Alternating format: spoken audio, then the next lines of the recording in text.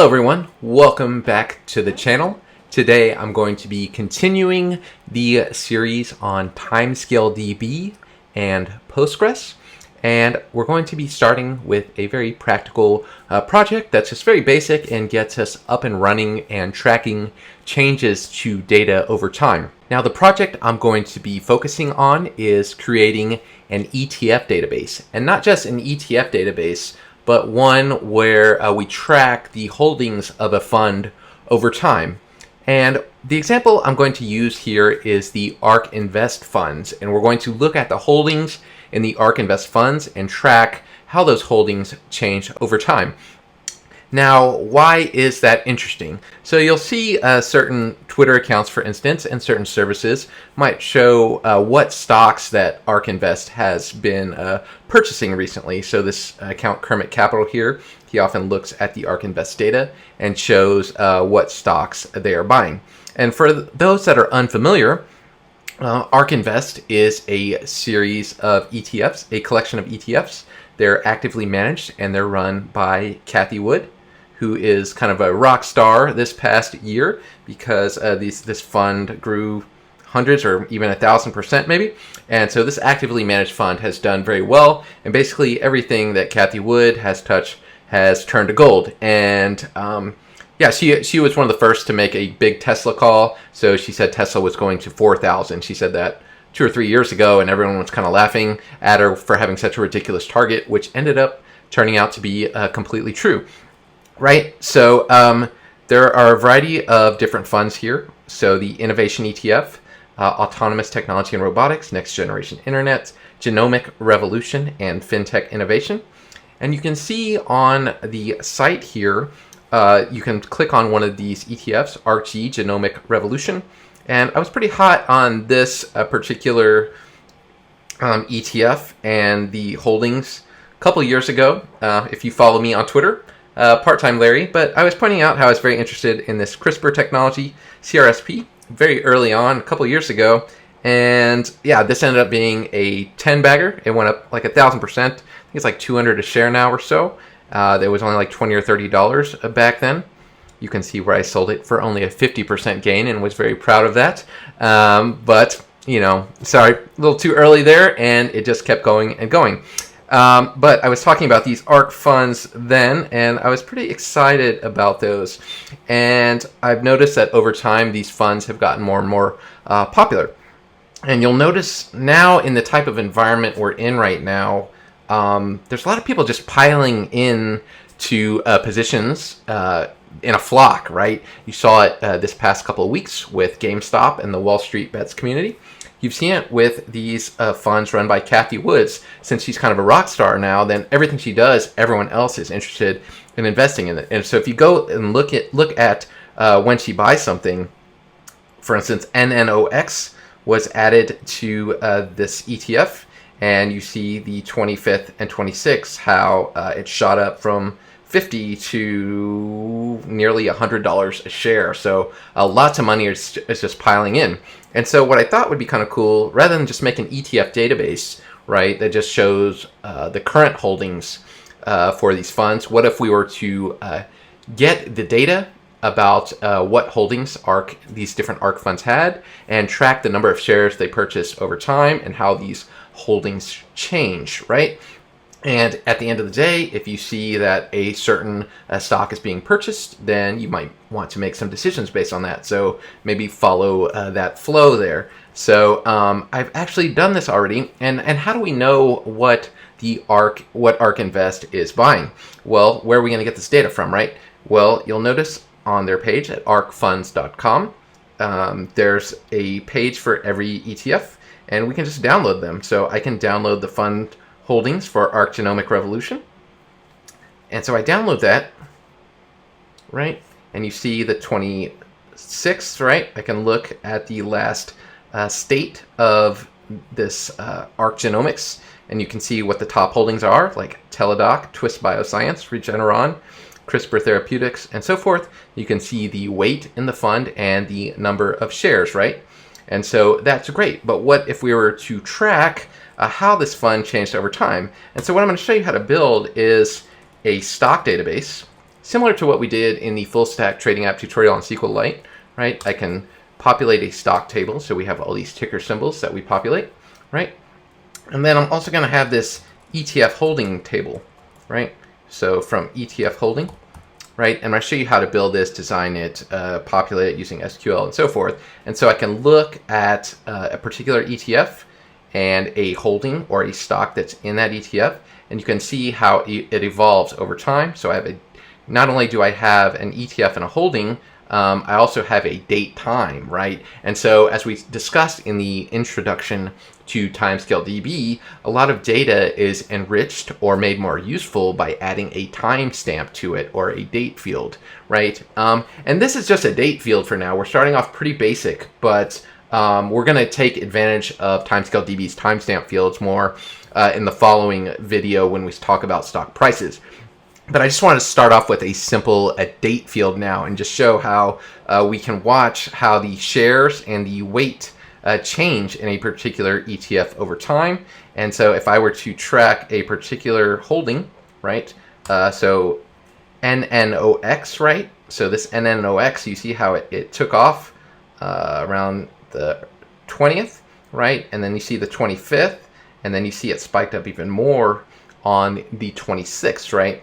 And so I downloaded the past snapshot of this data the past couple of days, and you can see on the 25th, if I look for a stock, right, where the symbol is NNOX, right, I get a stock ID of 3261, right? And then if I check the holdings of stock ID 3261, you can see on the 25th, there was 41,800 shares in the CSV file. And on the 26th, there are 43,464.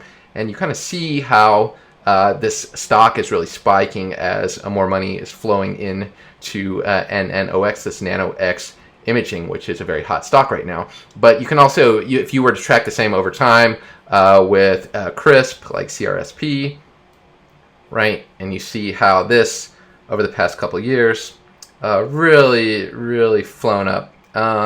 And also, what's some other examples? ARCG, so just the fund itself has performed very well. So anything that's been a holding in these ETFs has performed particularly well. You got Edit, which is another genomic stock, and now she has a 3D printing ETF. And so the premise of all of these ETFs are they're these disruptive companies focused on innovation. So fintech with companies like Square, probably PayPal, maybe SoFi will be in there eventually. And you have 3D printing, you have genomics like gene editing, you have internet stocks, and so forth. So the theme around this is someone who's very good at picking disruptive stocks that might go up 10x. Like, so she looks for huge opportunities for innovation to disrupt old ways of doing things. Like old banks, you're looking for the next Square. For healthcare, you're looking for things like Teladoc. And so forth. So you get the idea. You're probably familiar with these funds if you're on this channel. And so what we're going to look to do is snapshot these CSVs over time. And we're going to build an ETF database containing all of these different ETFs, all of their holdings, and track how those funds change over time. So I'm going to show you how to parse these CSVs. We're going to use Docker to get TimescaleDB and Postgres up and running. We're going to load these CSVs into an ETF table. We're also going to use our friend Alpaca, or whatever broker you want to use, or whatever data source you want to use to get a list of ticker symbols. So we're going to populate a stock table.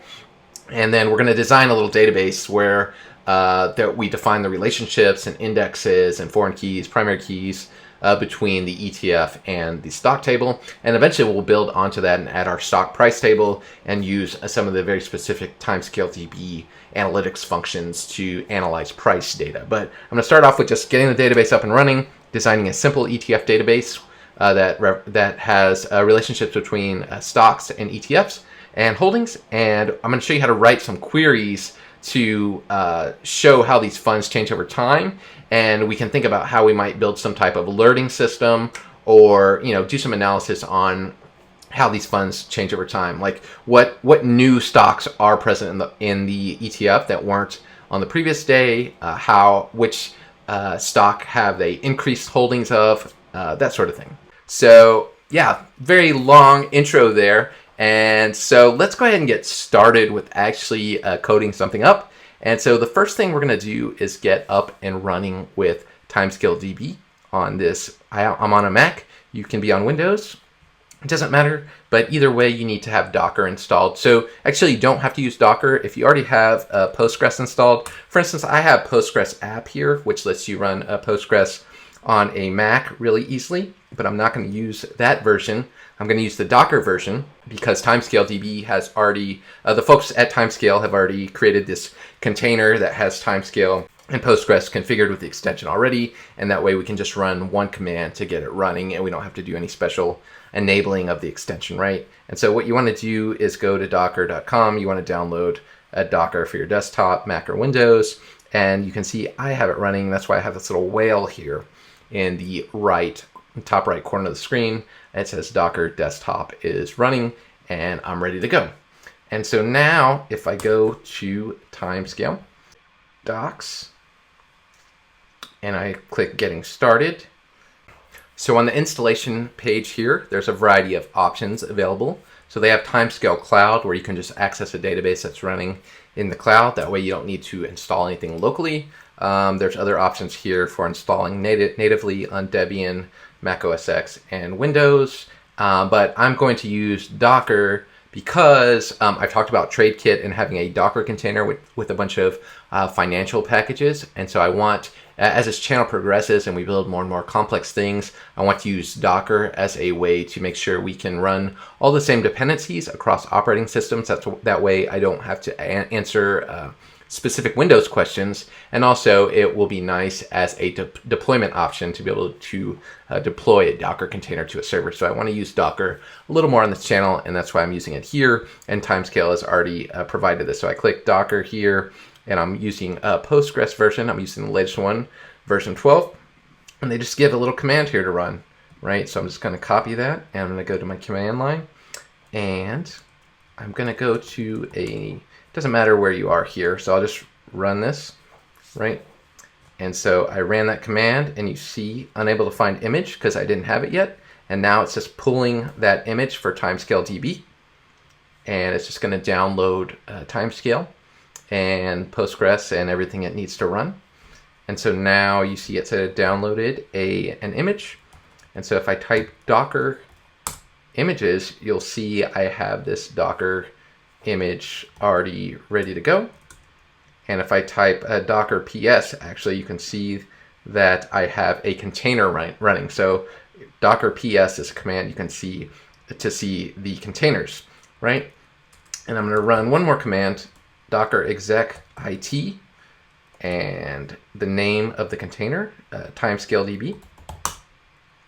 And I'll type bash as the command to run. And I'll jot this in a README file on GitHub. So Hacking the Markets on github.com is my account, and I'm going to put all the code that we write in this tutorial in there, right? So what this did was let me execute a command on the container, and so I'm going to get a bash prompt on the container, and so now I'm actually on the container, and you can see it looks like a Linux file system, right? This isn't my local file system. This isn't Docker, right? And if I type PSQL, the command line command to run the Postgres command line -u Postgres, I will be on the database. Okay, and I'm not doing a full-on SQL tutorial here. I've already written a full stack trading app on the website. So if you go to hackingthemarkets.com, right? I've already talked about SQL quite a lot, about database design, and I wrote an intro to SQL. And I'm going to kind of assume, I like to do things from scratch, but also the longer, you see how I'm starting to make videos that are like 2 hours long now, and so I can't just teach SQL and everything from scratch over and over again. So I'm trying to post more snippets so that we can all have a common set of knowledge to work from, and I can assume that you know certain things. So if you don't know any SQL yet, I've written about, what's a select query, what's an insert query, what are the CRUD operations, that sort of thing, how to create tables. And so I have a basic tutorial here for SQL to get started, okay? And so Postgres has its own command line, but also there's GUI tools you can use. such as table plus here. And this, let me see if this runs on, I have a Mac, I think it runs on Windows as well. So this is an option, download for Mac or Windows if you prefer to use a graphical user interface. We should be able to get up and running, and so I'll show you how to set this up shortly. Okay, but now that I'm on the container here, you can see that I'm at a Postgres prompt, and so I logged in as the user Postgres. We don't have any relations, and I can list the databases, and so we have no databases, no relations. We have this empty Postgres database. And so what I want to do now, let's see if we can configure this tables plus. Let's see if I can right click new connection, and I click Postgres. And I'm going to create a new connection, and I'm going to call it timescale. I'm going to do localhost 5432 is the default port for Postgres. And I'm going to do username Postgres. And let's look at what the password is. So there's a default password here, and it's just password. So you might want to change that, but I believe we just use password here for our database. And you can configure your host name and port and all that, but this command will work out of the box, and you can say what host it's available on. I'm going to delete this in a little bit, so it doesn't really matter, this configuration. I'm just going to use the default. And so I think if I just type password here, it'll connect to my Docker container. And let's see. So I do that, right? And it looks like I am connected. Okay. And let's see if I can create a database. So there's a couple ways to create a database. And I'm going to use the command line actually, because I'm more familiar. And I'm just going to create a database, and I'm going to call it ETF-DB. And just like that. And now if I look, I have a database called ETF-DB that we're going to use for this tutorial. And we have TimescaleDB and Postgres up and running in a Docker container. So if you want to use a graphical tool, I would just look up, how to create a database here. There's probably a quick way to create a database. Oh, if I hit plus, oh, there you go. So there's plus here, and I can type the name of a new database. So if I had a database called, let me call one PriceDB, right? And you see I create a new database. And all this is really doing is running the same command that I just ran, but it's providing a graphical way to do it. So now I guess if I go to my Postgres on the command line and I do /L, you'll see now this PriceDB is here, right? And so I can connect to this by doing /C etfdb, and I'm now connected to my ETF database. And then here in the graphical tool, I can just click on the name of it and do that, right? And so I have this bunch of functions here. And so, okay, well, actually, this is a very cool thing about Tables Plus. So I'm learning this like real time right here. I just downloaded this. Yeah, it's kind of cool. It shows you the functions that are available. And I'm noticing these functions here are TimescaleDB functions. So I recognize this create hypertable from the documentation. You see histogram, interpolate. So there's a lot of functions built in that are provided by Timescale on top of Postgres here. So you can actually see a list of all these like the aggregate policy, compression policy, time bucketing, time bucket gap fill, and all that sort of thing. So that's kind of cool how we can just browse what's available very easily. We can see a list of all the databases, right? And then I can go to this, I can click here for SQL, and this gives me, looks like there's some limitations. Okay, so yeah, I can do select star from, and I have no tables yet, so I can't really do anything, but you can also run SQL right here. So I'll kind of demo this as I go along and learn it, and use the command line as well for people that want to use the command line. All right. But I realize it's kind of a bit because, we're using Docker if you haven't used that, using PSQL if you haven't used that. So yeah, we're going to keep going. So up and running, we got a database to work with, and now let's actually design our ETF database. And I'm going to use the iPad for that and draw a little sketch first to show you the columns we care about and how the relationships are set up. And I'll help illustrate the concept a little more, and then we'll write the SQL to actually create the tables, and then we'll write some Python code to actually populate these tables with data, and then we'll write some more SQL to analyze this data and kind of observe the changes. And you know what? I don't want this video to be an hour and a half long, so I'm going to cut it off here at 20 something minutes and start right out the gate with designing the database and sketching it out and creating the tables. So I'll finish off the ARC tutorial and the actual coding in the follow-up video that's coming right after this. So thanks a lot for watching. Stay tuned for the next video.